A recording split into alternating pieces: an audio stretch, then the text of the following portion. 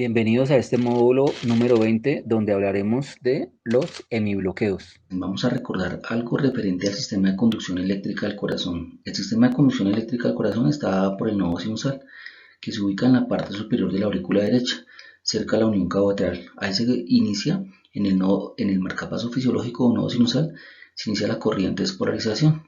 Se despolariza la aurícula derecha, luego la izquierda y luego el impulso se conduce con conducción decremental hacia el nodo AB. El nodo AB localizado entre la aurícula y el ventrículo por los haces internodales. Una vez el impulso llega al nodo AB, el impulso se va a conducir hacia el haz de His, y tan pronto pase el haz de His, de una forma simultánea, el impulso eléctrico se va a conducir hacia una rama que coge hacia el ventrículo derecho. Esta rama que coge hacia el ventrículo derecho tiene unas fibras pequeñitas que son las fibras de Purkinje, y al mismo tiempo que cogió por la rama derecha va a coger hacia la rama izquierda. Pero ¿qué pasa con la rama izquierda? La rama izquierda a su vez tiene subdivisiones. Tiene un fascículo que coge hacia la parte hacia la parte posterior del corazón, posterior izquierda, y tiene unas fibras pequeñitas acá, y tiene otra rama que coge hacia la parte antero superior izquierda. Entonces, ¿qué es lo que ocurre cuando hay presencia de un hemibloqueo? Que se puede presentar una alteración en la conducción a nivel de uno de los fascículos, ya sea el fascículo postero-inferior izquierdo o el fascículo antero-superior. Algo muy común que puede ocurrir es que por su cercanidad es posible que se presente bloqueo de rama derecha. Acuérdense que en el bloqueo de rama derecha lo que se producía era una alteración en la conducción, porque no se producía el estímulo, no se producía por la rama derecha. Y aparte de eso, si se involucra uno de los dos fascículos, se produce un hemibloqueo más un bloqueo fascicular. Entonces se llama bloqueos bifasciculares. Vamos a mirar las características del hemibloqueo anterosuperior. La principal característica, nosotros lo dijimos cuando vimos el tema de eje eléctrico, siempre que yo tenga un eje que sea izquierdo de menos 45 grados o más. ¿Cuánto? Hasta menos 90 grados. Entre menos 45 y menos 90 grados, yo tengo que pensar en la posibilidad de un hemibloqueo anterosuperior. Y lo que ocurre ahí es que la rama anterosuperior de la rama izquierda se ve bloqueada, ¿correcto? Entonces, miremos ahí en este caso el eje eléctrico. En estas derivaciones, que son las derivaciones del plano frontal, que son de 1, de 2, de 3, ABR, ABL y ABF, yo busco la más isodifásica. En este caso, la más isodifásica es ABR. ¿Por qué es ABR? Porque tiene la mitad positiva y la mitad negativa. Entonces, primero, ubicar la isoeléctrica. En este caso es ABR. Ahora, a ABR, yo miro la derivación que es perpendicular, o sea que me forma un ángulo de 90 grados. En este caso, la que me forma un ángulo de 90 grados es D3. D3 me apunta hacia 120 grados, si fuera positiva, pero miremosla aquí en este caso. En este caso tiene una polaridad negativa, entonces va para el lado opuesto. Para el lado opuesto, entonces el eje de este paciente es un eje que está izquierdo a menos 60 grados. Entonces, desviación del eje izquierdo, en este caso 60 grados. Bueno, en este caso específicamente, como aquí tienen un poquito de positividad en D3, entonces el eje estaría no tanto en menos 60, sino más o menos como por acá, sobre los menos 45 grados. Sin embargo, cumple con el criterio, menos 45 grados, eje izquierdo. Ahora, otras características que yo voy a ver es una onda R terminal positiva. ¿En dónde? En D1, y que es una derivación izquierda, y en ABL.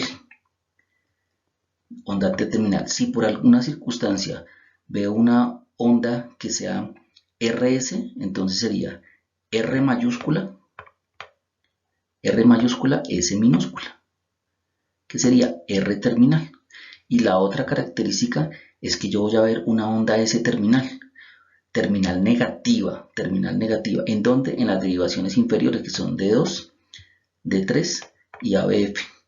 Si veo una R, como acá, es una onda R que es minúscula, entonces voy a ver R minúscula, S mayúscula, ¿en dónde? En las derivaciones del plano inferior o de la región inferior, que son D2, D3 y ABF. Corresponde al hemibloqueo antero superior. Miremos este trazo electrocardiográfico.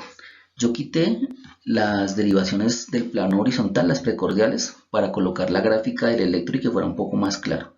Entonces, miremos las características. Saquemos el eje eléctrico.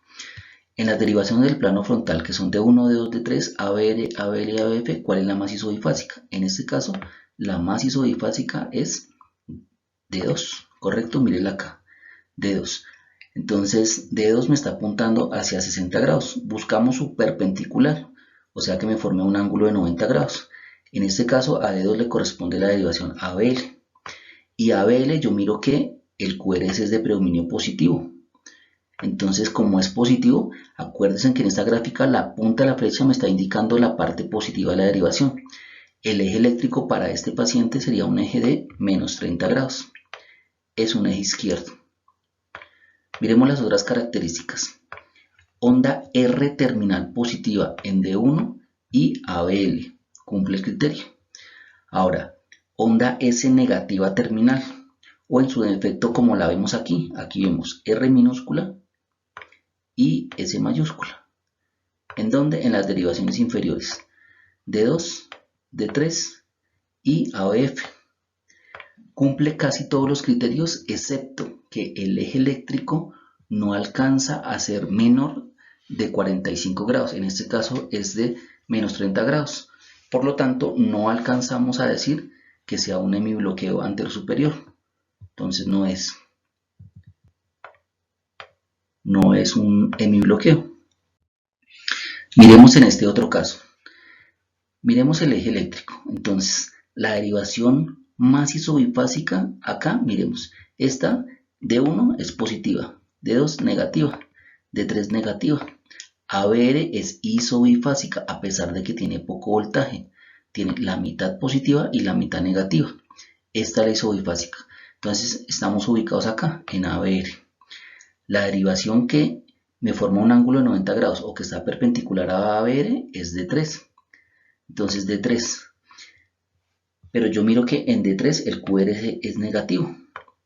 Es negativo, ¿correcto? Entonces, si fuera positivo, el eje estaría a 120 grados positivo. Pero como no es positivo, sino como es negativo, el eje en este caso está a menos 60 grados. Entonces, el eje en este caso es igual a menos 60 grados.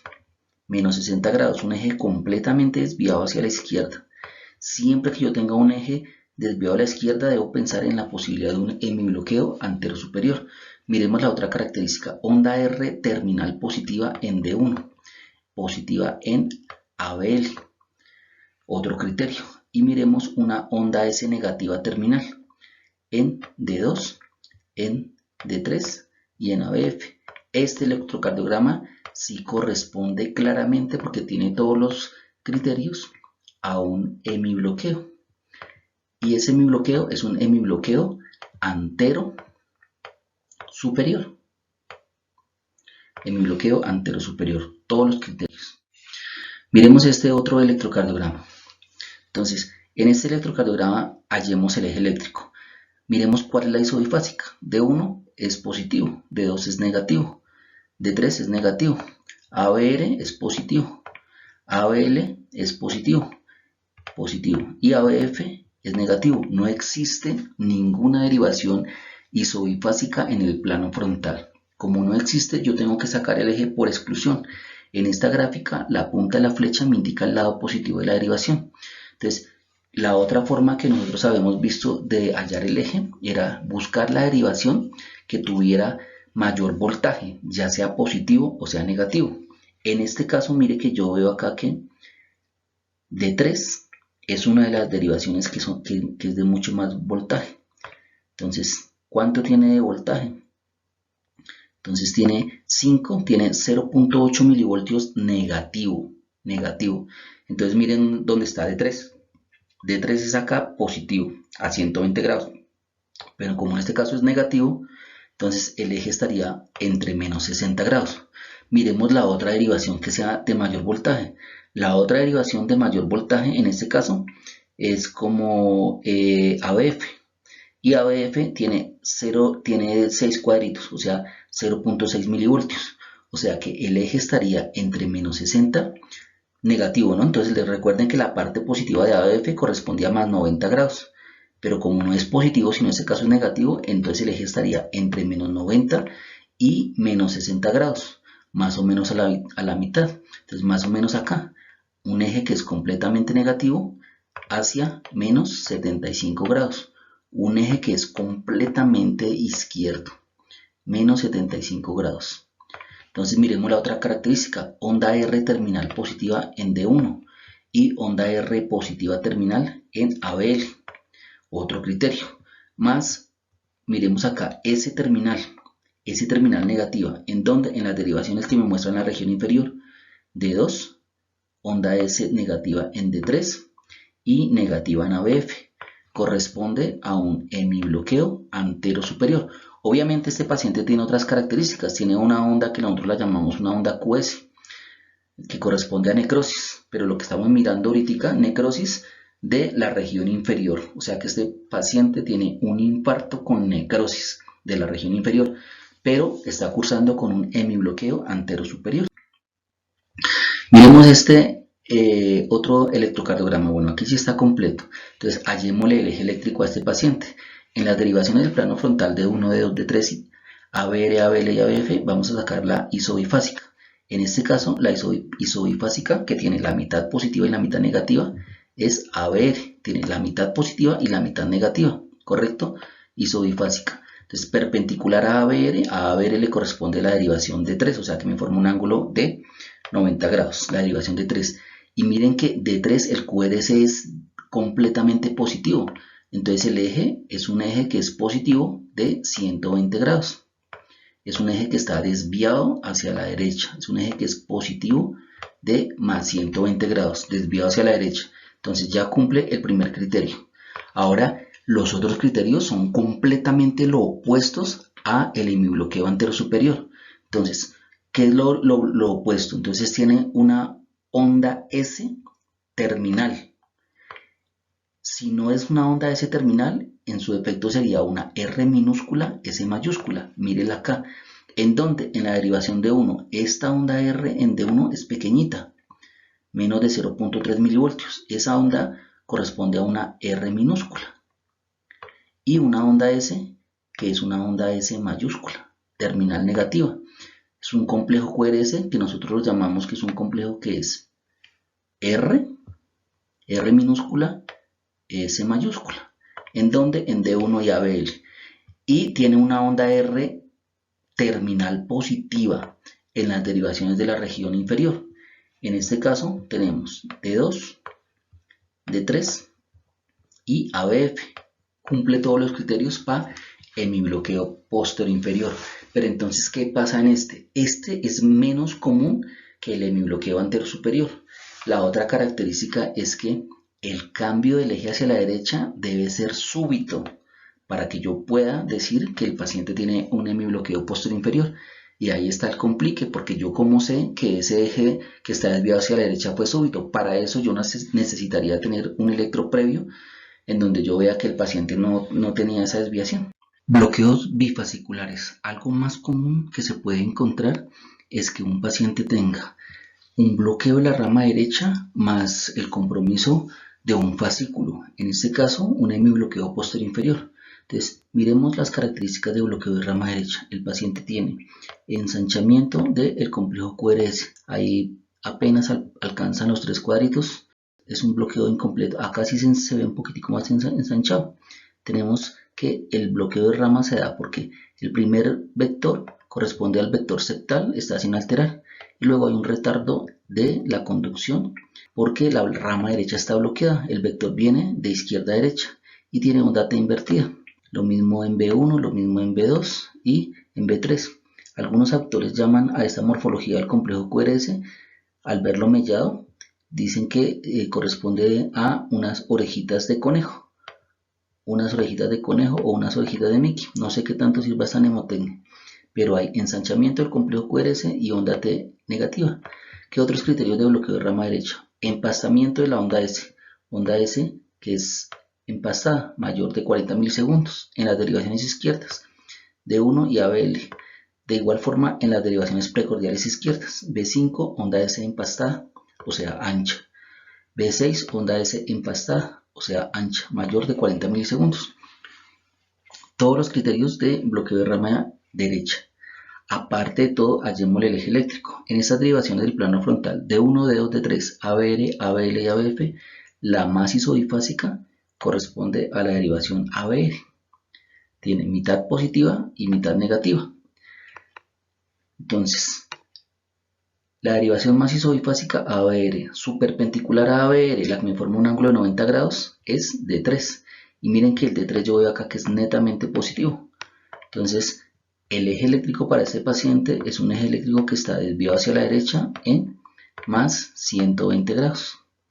Entonces, tiene eje eléctrico de 120 grados derecho. Ahora miremos las otras características del hemibloqueo posterior inferior. Tiene una morfología en D1 y en ABL que nosotros la llamamos R minúscula y S mayúscula. R minúscula, bueno, aquí está R, una R pequeñita acá y una onda S que es de mayor voltaje. En este caso, S negativa. ¿En dónde? En D1 y en ABL.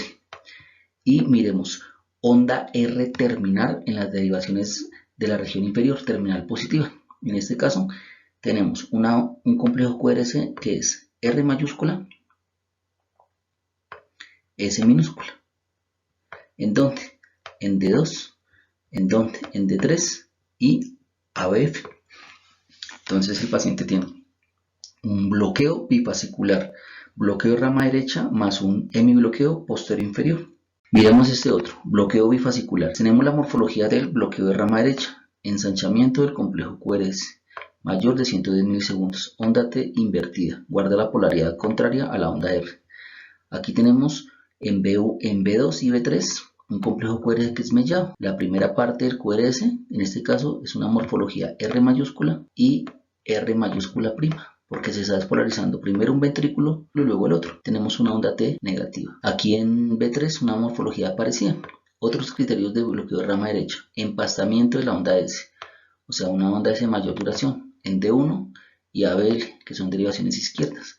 Y en las derivaciones precordiales izquierdas, empastamiento de la onda S, mayor de 40 milisegundos, en B5 y empastamiento de la onda S en B6. Todos los criterios de bloqueo de rama derecho. Aparte de eso, hallémosle el eje eléctrico. Entonces, en estas 6 derivaciones del plano frontal, D1, D2, D3, ABR, ABL, la más isodifásica. La más isodifásica, entonces D1 es positiva, D2 es negativo, D3 es netamente negativo. ABR es la más isodifásica, tiene la mitad positiva y la mitad negativa. ABL es más positiva y ABF es netamente negativa. Entonces, la más isodifásica es ABR. Perpendicular a ABR, o sea que me forma un ángulo de 90 grados, es D3 y D3 es negativo. Entonces, como es negativo, está hacia menos 60 grados. Menos 60 grados, un eje que es izquierdo y menor de menos 45 grados, en este caso menos 60 grados. Otros criterios, en este caso miremos acá, onda R positiva terminal en D1 y ABL, en este caso tiene una morfología del QRS que es R mayúscula, S minúscula. ¿En dónde? En D1 y en ABL. Mírenlo acá, onda R mayúscula y S minúscula. Y una onda que es una onda S negativa terminal en las derivaciones de la región inferior, D2, D3 y ABF. En este caso tiene una morfología R minúscula y S mayúscula. ¿En dónde? En D2. ¿En dónde? En D3 y ABF. Todos los criterios para un hemibloqueo antero-superior. Entonces este paciente lo que tiene es un bloqueo bifascicular, rama derecha más hemibloqueo antero-superior.